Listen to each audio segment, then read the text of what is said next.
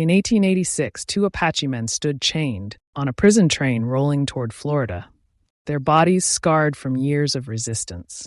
Masai, a Chiricahua scout, gripped a stolen rifle in his rough hands, his faded U.S. Army jacket hanging loose on his lean frame. Gray Lizard, his companion, stood barefoot in a worn breechcloth, his weathered skin marked by the desert sun. That year, they broke free during a steep climb in the Rockies, jumping into the night for a 1,200-mile run back to Apache lands, chased by over 200 soldiers.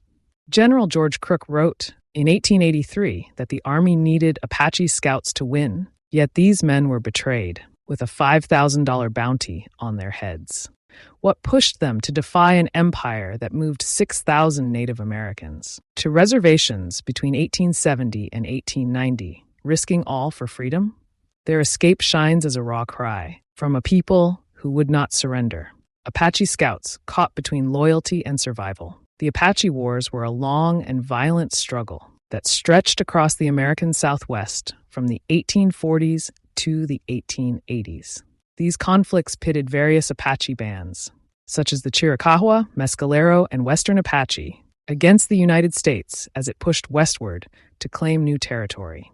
The wars were fierce. Both sides suffered heavy losses. The U.S. Army often attacked Apache camps, killing men, women, and children to break their resistance. At the same time, Apache warriors raided settlements, ambushed soldiers, and struck fear into the growing American population. Historians estimate that between 1840 and 1886, these wars claimed thousands of lives, with over 2,000 U.S. soldiers and civilians killed in Apache raids alone.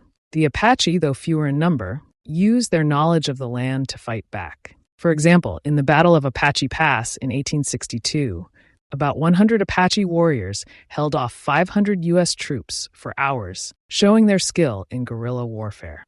By the 1880s, the U.S. Army was desperate. They had sent thousands of soldiers into the deserts and mountains of Arizona and New Mexico, but the Apache remained hard to catch. The Army often lost more men to exhaustion and thirst than to enemy arrows. The Apache knew every canyon, every hidden spring, and every trail. They could attack and disappear before the soldiers could respond. This frustration led the Army to a bold idea: use Apache to fight Apache. Between 1871 and 1886, over 100 Apache men signed up as scouts to help the military. These scouts became the key to turning the tide in the war. General George Crook, who led many campaigns against the Apache, saw the scouts as essential. In 1883, he said, "Success against the Apache was impossible without their help." Crook had fought in the region since the 1870s and knew the Army needed more than guns and numbers. He believed the scouts' skills were unmatched. He once explained his strategy by saying, "To polish a diamond, there is nothing like its own dust." This meant that only Apache could truly understand and defeat Apache. Crook's trust in the scouts paid off. In 1886, they helped track down Geronimo, the famous Chiricahua leader, forcing his surrender after years of resistance. The Apache scouts were not just helpers. They were experts in survival and tracking. They could follow a trail across bare rock or find water in the driest desert. They knew how Apache warriors thought and fought, using ambushes and quick escapes. During one mission in 1882, a group of 20 scouts led 200 U.S. soldiers to a hidden Apache camp in the Sierra Madre Mountains. The soldiers captured 50 Apache fighters that day because the scouts knew exactly where to look. Their skills saved time and lives for the Army. By 1886, the scouts had taken part in over 50 major operations, helping the U.S. win a war they had struggled with for decades. But the scouts' role was not easy. They faced a terrible choice. Apache culture was built on family and loyalty to their bands. Helping the Army meant turning against their own people. Some scouts joined willingly to protect their wives and children from starvation or attack. Others were forced into it, told they would be jailed or killed if they refused. Between 1870 and 1890, the U.S. government moved over 6,000 Apache and other Native Americans onto reservations, taking their land and freedom. For many scouts, working with the Army was the only way to survive this harsh new reality. Still, their actions caused pain. Apache leader Nate, son of Cochise, once called the scouts traitors for leading soldiers to his camps in the 1880s. Two scouts, Masai and the Apache Kid, show the deep conflict these men lived with. Masai was a Chiricahua Apache who joined the scouts in the 1880s. He helped the army chase Geronimo across the border into Mexico. But when Geronimo surrendered in 1886, the army did not trust Masai. They arrested him along with the other Apache and put him on a train to a prison in Florida, 1,200 miles away. Masai escaped during the journey. He walked back to Arizona, a trip that took months, and showed his determination to return to his people. Historians believe he died free in the mountains, never caught again. The Apache Kid's story is just as striking. Born around 1860, he was raised by the army after being orphaned. He worked under Al Sieber, the chief of scouts, and became a sergeant by 1885. He was respected, leading missions that tracked down Apache bands in the desert. But in 1886, his life changed. His father was killed by another Apache, and the kid asked for leave to settle the score.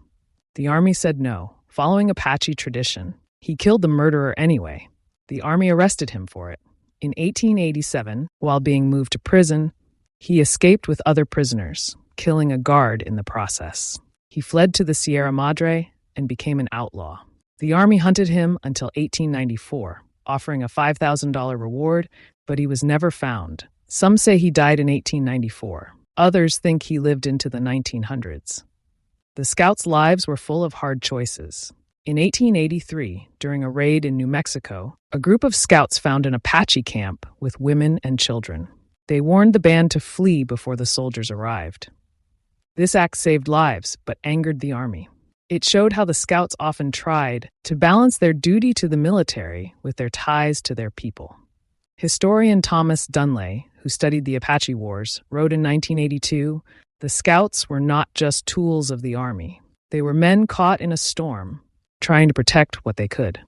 Their work helped end the Apache Wars, but it also broke apart families and bands. The Apache scouts were vital to the U.S. victory.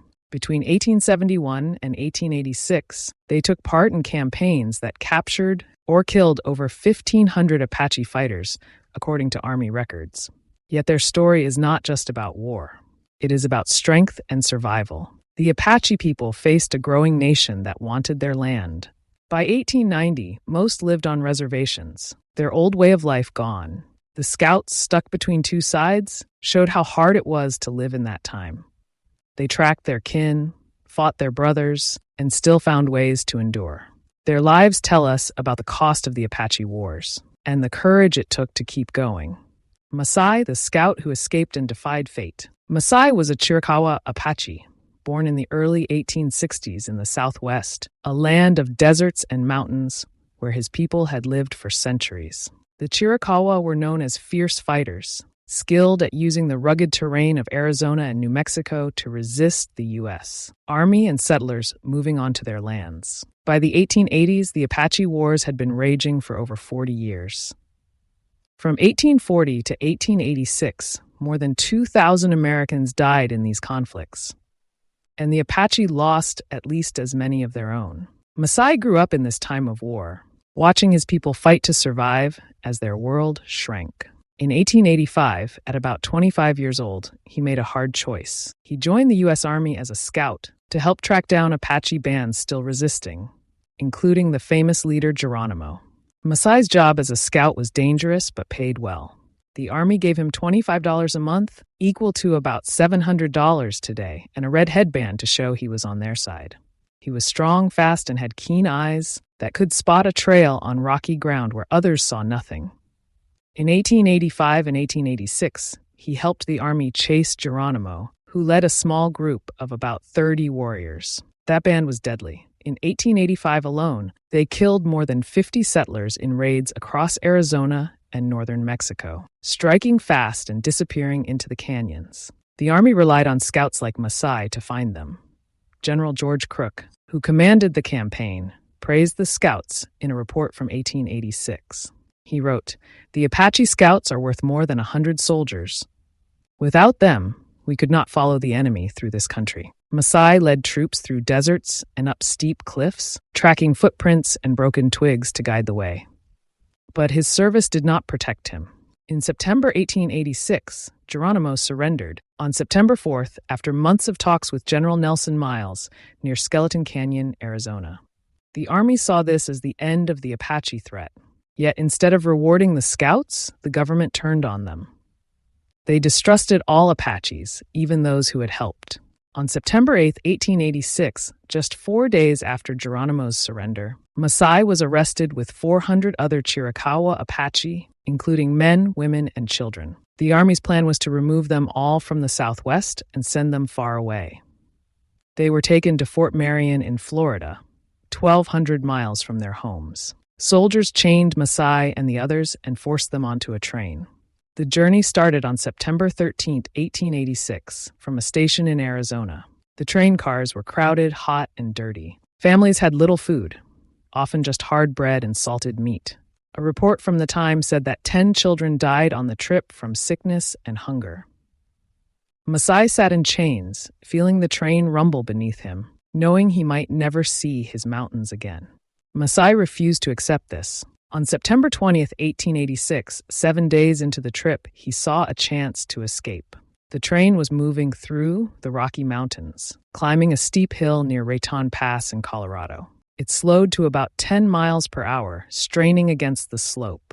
The guards were tired after days of watching the prisoners. Masai had been planning this. For days, he had used a small rock to loosen the bolts on his shackles, working quietly so no one noticed. With him was Gray Lizard, another Chiricahua scout. Gray Lizard was older, around 40, with a scar on his cheek from a knife fight years earlier. He was tough and determined, a good partner for such a risky move. That night, as the train hit a sharp curve, the cars shook and the chains clanked. Masai and Gray Lizard slipped free, crept to the door, and jumped.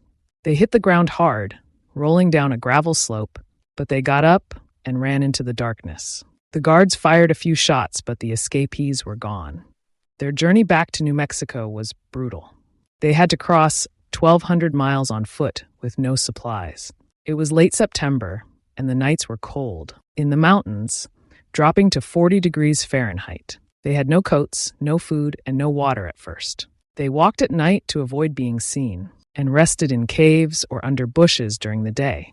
To survive, they raided mining camps along the way. In one camp near Trinidad, Colorado, they stole bread, dried beef, and 2 blankets. A miner's journal from October 1886 said, 2 Indians took food and ran off before we could stop them. Later, near the Texas border, they found an abandoned camp and took 2 rifles with 20 rounds of ammunition.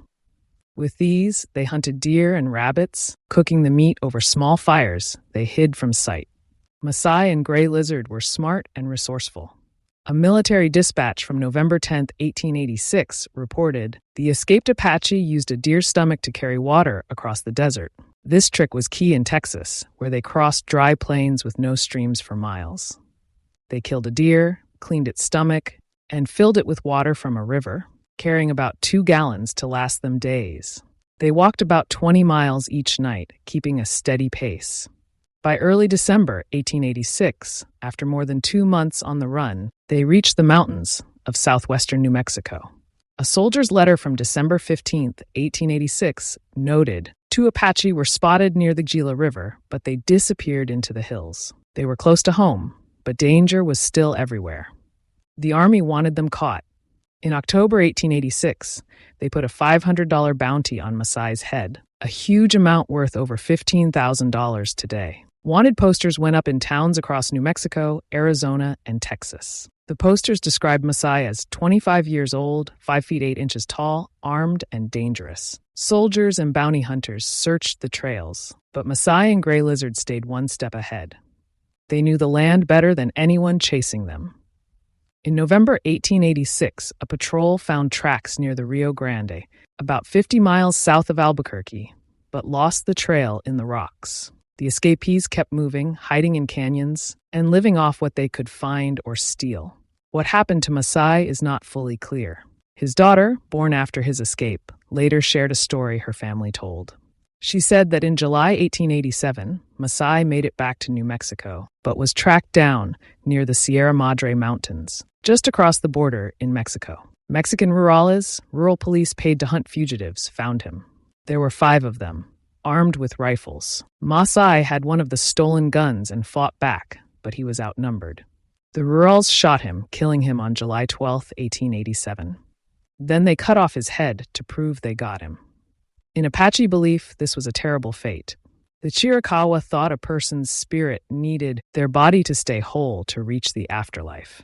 If the body was mutilated, the spirit would wander forever, lost and suffering. Masai's daughter said, "They took his head and his spirit could not rest." But there's a twist. No one claimed the $500 bounty. Official Army records from 1887 and 1888 show no payment for Masai's death. The rurals might have kept the money themselves, or maybe they lied about killing him. Some historians think he lived longer. In his book, The Apache Wars, 2016, Paul Andrew Hutton writes, Masai may have survived into the 1890s, hiding in the mountains with other Apache who refused to surrender. A report from 1891 mentions an Apache man matching Masai's description seen near Silver City, New Mexico, trading deer hides for supplies. If true, he evaded capture for years, living free in the land he fought to reach. Masai's life is hard to sum up. He helped the army track his own people, which some Apache might call betrayal. But he also risked everything to escape and return home, showing courage few could match. Historian H. Henrietta Stockel, in Survival of the Spirit, 1993, says, Masai was a scout torn by loyalty to his people and the need to survive in a war that spared no one. By 1890, the U.S. had forced over 6,000 Native Americans onto reservations, taking their lands for settlers. The Chiricahua Apache lost everything, sent to Florida and later Alabama, where many died. Masai's escape was one man's fight against that fate. His story shows the cost of the Apache Wars, not in battles or numbers, but in the life of a scout who ran and kept running until the end. The Apache Kid, a scout's loyalty turned outlaw legend. The Apache Kid was born around 1860 in the Southwest, a region torn apart by the Apache Wars. No one knows his exact birth date or his original name, which makes his early life a bit of a mystery. As a young boy, probably around 8 or 9 years old, he was taken captive by the Yuma Indians. The Yuma lived along the Colorado River and were skilled fighters who often battled with the Apache. They had a reputation for being tough, especially in fights near the water. In 1869, the U.S. Army stepped in. Soldiers from Fort Yuma, a base set up in 1850 to control the area and protect settlers, raided a Yuma camp and found the boy. They took him away from the Yuma and handed him over to Al Sieber. Al Sieber was a big name in the Army. Born in Germany in 1844, he moved to the United States as a teenager and fought in the Civil War before heading west. By the 1870s, he was the chief of scouts for the Army in Arizona, a job that made him famous for being brave and smart. Sieber saw something special in the boy. He decided to raise him, giving him a new life. He taught the boy English, how to fight, and how to track people in the wild. Sieber gave him the name Apache Kid, and by the time he was about 20 years old, in 1880, the kid was tall, around 5 feet 10 inches, with a lean body and quick eyes. He kept his hair long like the Apache but wore army clothes, showing he lived in 2 worlds. In 1881, the Apache Kid joined the Army as a scout. Scouts were Apache men who worked for the military, using their skills to find Apache groups that wouldn't surrender. The Army paid them $25 a month, which was good money back then. They also got food and supplies, and their families could stay safe on reservations. The Scouts were a big deal. In 1883, General George Crook, who led the Army in Arizona, said, "The Apache Scouts are the most valuable asset we have in this campaign. Without them, we would be blind and helpless." That shows how much the Army needed men like the kid. By 1885, at age 25, he was a sergeant. He led missions to track down Apache renegades, like in 1884, when he found 20 of them hiding in the mountains near the San Carlos Reservation. They had been attacking ranches and killing settlers for months. The kid knew the land so well that he led a small team right to their camp, capturing them all. The Army was impressed. Everything changed in 1886. That year, when the Apache Kid was about 26, his father was killed by another Apache on the San Carlos Reservation. In Apache culture, this was huge. If someone killed your family, you had to get revenge. It was a rule, a duty that every Apache son understood. The kid went to Sieber and asked for time off to find the killer. Sieber said no. He told the kid to let the army deal with it because leaving his post could cause trouble. But the kid couldn't wait. His father's death mattered more than army rules. In June 1886, he left without permission. He tracked the murderer to a creek about 10 miles from the reservation and shot him dead with one bullet from his rifle. Then he came back to the army camp, ready to face the consequences. The army didn't see it his way. They arrested him for desertion and murder. To them, he broke the law, even if he was following Apache customs. In July 1886, a court-martial found him guilty. He was sentenced to 10 years in prison. The trial was quick, and the army wanted to make an example of him. They worried other scouts might do the same thing, torn between their people and their jobs. So in October 1887, they put him on a stagecoach with other prisoners, headed for Alcatraz prison in California. That's when things got wild. On October 28, 1887, the stagecoach was going through Kelvin Grade, a steep, rocky pass in Arizona. There were 5 prisoners, including the Apache Kid, guarded by 2 soldiers and a civilian driver. The road was rough, about 3,000 feet high, with sharp turns and cliffs. The prisoners had been planning something. They loosened their shackles during the trip. As the stagecoach climbed the grade, they attacked. One guard was killed with a knife to the chest. The other was shot in the arm and fell off the coach. The driver took a bullet in the leg but stayed alive. In the chaos, the Apache Kid and 4 others got free and ran into the desert. That event became known as the Kelvin Grade Massacre. The army was furious. They sent over 200 soldiers to hunt him down, along with sheriffs and bounty hunters. On November 5, 1887, they put a $5,000 bounty on his head. That was a massive amount, equal to about $150,000 today when you adjust for inflation. Wanted posters went up everywhere. They said he was 5 feet 10 inches tall, had a scar on his left cheek from an old fight, and walked with a slight limp from a leg injury. The hunt went on for years. In 1888, soldiers searched 300 square miles of Arizona desert, but found nothing. In 1889, a posse tracked him near the Mexican border, but he slipped away. He headed into the Sierra Madre Mountains, a huge area between Arizona and Mexico. It's 600 miles long, with deep canyons and thick forests where Apache groups had hidden for years. No one could catch him there. What happened next is hard to pin down, but there are lots of stories. Some people said he turned into an outlaw. In March 1890, a rancher in New Mexico lost 50 head of cattle and blamed a group of Apache led by a man who looked like the Kid. In July 1892, a stagecoach near Tombstone, Arizona, was robbed of $2,000 in gold, and witnesses said they saw the Apache Kid with the robbers.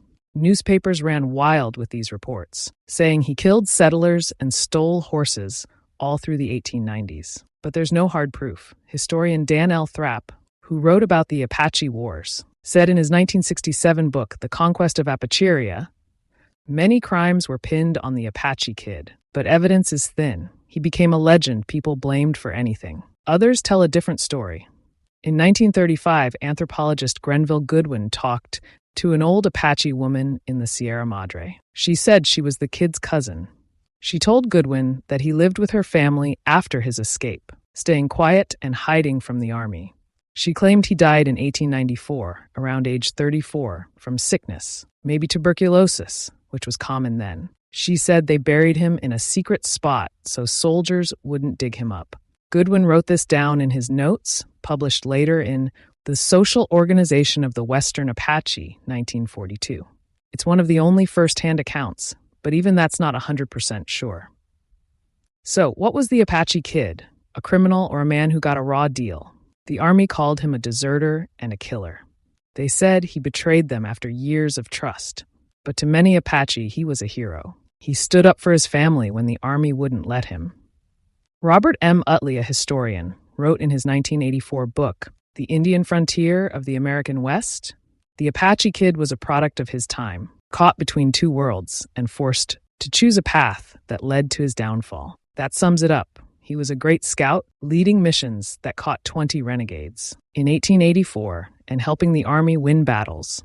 But when his father died, he picked his Apache duty over his Army duty. His escape made him a legend. Over 200 soldiers searched for years, covering thousands of miles, and never found him. A $5,000 bounty didn't work. He outsmarted them all, using the Sierra Madre's 600-mile stretch like a shield. By 1890, the Apache Wars were done. Most Apache were on reservations, their old life gone. But the kid kept going. Whether he raided ranches or lived quietly, he showed the Apache spirit, fighting back, surviving, and never giving up, even when the odds were stacked against him. His story still makes people wonder about loyalty, revenge, and what it means to be free. Echoes of Defiance, the enduring legacy of Masai and the Apache Kid. The Apache Wars shaped a dark and violent period in American history. These wars lasted from the 1840s to the 1880s. They were not just fights over land. They were struggles between two ways of life. The United States wanted to control the Southwest. The Apache wanted to protect their homes and traditions. Between 1870 and 1890, the U.S. government moved over 6,000 Native Americans to reservations. This forced relocation took them far from their lands. It broke their communities and ended their freedom to roam. In this chaos, two Apache scouts, Masai and the Apache Kid, became symbols of resistance. Their stories show the pain and strength of a people facing destruction. The Apache Scouts and the Army's plan. The U.S. Army needed help to win the Apache Wars. They turned to Apache Scouts. These were Apache men who knew the mountains and deserts better than anyone. Between 1871 and 1886, the Army hired over 100 Apache Scouts. They tracked down Apache bands that refused to surrender. The Scouts earned about $25 a month. This was good money when many Apache faced hunger on reservations. Some joined to feed their families. Others were forced by the Army.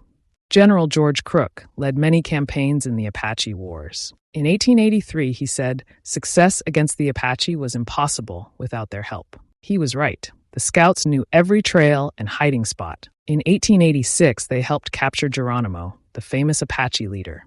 On September 4, 1886, Geronimo surrendered in Skeleton Canyon, Arizona. This ended the last big Apache resistance. Over 50 scouts took part in that mission. But their work came with a cost. Other Apache saw them as traitors. Neche, a Chiricahua leader and son of Cochise, called them traitors in 1886. This split the Apache people. Scouts like Masai and the Apache Kid lived with this conflict every day. A scout betrayed. Masai was a Chiricahua Apache born around 1862. He became a scout in 1885. At age 23, he joined the Army to track Geronimo's band. He worked hard and earned his pay. But after Geronimo's surrender, the Army turned on its scouts. On September 8, 1886, soldiers arrested Masai and 400 other Chiricahua Apache. They put them on a train to Fort Marion, Florida. The trip was 1,200 miles long. The Army wanted to remove all Chiricahua from the Southwest. On September 20, 1886, Masai saw a chance to escape. The train was moving through the Rocky Mountains. He and another scout, Gray Lizard, jumped off. They had no food or weapons. They faced a 1,200-mile walk back to New Mexico. Army reports from November 1886 say they used a deer's stomach as a water container. This shows how smart and tough they were. The Army put a $500 bounty on Masai's head. That was a huge amount, equal to 20 months of his scout pay. Soldiers and bounty hunters chased him for months. Masai stayed free for a long time. Some historians think he lived into the 1890s. But his daughter told a different story. She said Mexican rurales, a rural police force, killed him in 1887 near the Sierra Madre Mountains. She claimed they cut up his body after he died. This was a terrible act for the Apache. They believed a body must stay whole after death. If it was harmed, the spirit could not rest. Historian H. Henrietta Stockel wrote in 1993, Masai was a scout torn by loyalty to his people and the need to survive in a war that spared no one. His escape was brave. His death, if true, was a tragedy that broke Apache traditions. The Apache Kid, a ghost in the borderlands. The Apache Kid's life was just as dramatic. He was born around 1860. His real name was Haske Bainentail, Al Sieber, a famous scout leader, found him as a boy. The Yuma Indians had taken him, and Sieber brought him back. By 1885, the kid was a sergeant in the Apache Scouts. He led missions that caught renegade Apache groups. He was good at his job. Sieber trusted him. But trouble came in 1886. Another Apache killed the kid's father. Apache custom demanded revenge. The kid asked Sieber for time off to settle the score. Sieber said no. The kid went anyway. He tracked down the killer and shot him. This broke Army rules. In 1887, a court found him guilty of murder. On October 28, 1887, guards were moving him to prison. They stopped at Kelvin Grade, Arizona. The kid and other prisoners attacked. They killed 2 guards and ran. This event became known as the Kelvin Grade Massacre. The Army put a $5,000 bounty on his head. That was 10 times Masai's bounty. Over 200 soldiers hunted him. He fled to the Sierra Madre Mountains in Mexico. For years, he stayed out of reach. Between 1888 and 1892, ranchers reported 15 raids linked to him. Stagecoaches were hit too, but no one could prove it was him. Historian Dan L. Thrapp wrote in 1967, "Evidence is thin. He became a legend people blamed for anything." In 1935, anthropologist Grenville Goodwin said the kid lived quietly with Apache relatives until 1894. That year, he likely died of disease or a fight. No one found his body. The Apache Kid's skill kept him free. He knew the land and how to hide. Robert M. Utley, a historian, wrote in 1981, "He was a product of his time, forced to choose a path that led to his downfall." His story grew into a legend. People called him a borderlands phantom. But behind the tales was a man fighting to live on his terms. The bigger picture, loss and resistance. The Apache Wars left deep scars. Between 1870 and 1890, the U.S. moved over 6,000 Native Americans to reservations. The Chiricahua Apache went to Florida and Alabama. In Florida, 75 Chiricahua died of disease in the first year at Fort Marion. That was 1886. The Army sent others to Mount Vernon Barracks in Alabama. By 1890, over 200 had died there, from malaria and poor conditions. This was a slow destruction of a people. Masai and the Apache Kid fought against this fate. Masai ran from a train to reclaim his life. The kid broke free from chains to keep his honor. Their actions were small compared to the U.S. Army's power. But they mattered. They showed the Apache spirit. Between 1886 and 1890, over 300 Apache fled or resisted capture. Many died. Some, like the kid, disappeared into history. Their lives make us think. The Wild West was not just cowboys and outlaws. It was a war on Native Americans. Settlers took 1.5 million acres of Apache land between 1870 and 1886. The Army killed or captured over 2,000 Apache in that time. Masai and the Apache Kid were not heroes or villains. They were men caught in a storm. Their resistance was a cry against losing everything. A legacy that lasts. Today, we look back at Masai and the Apache Kid with new eyes. Their stories are not simple. They were scouts who helped the Army. They were outlaws who defied it. They were Apache who held on to their beliefs. In 1886, the Chiricahua population was about 500. By 1894, it was half that. Disease and exile took the rest. Masai and the kid lived in this collapse. Their legacy is in the questions they leave us.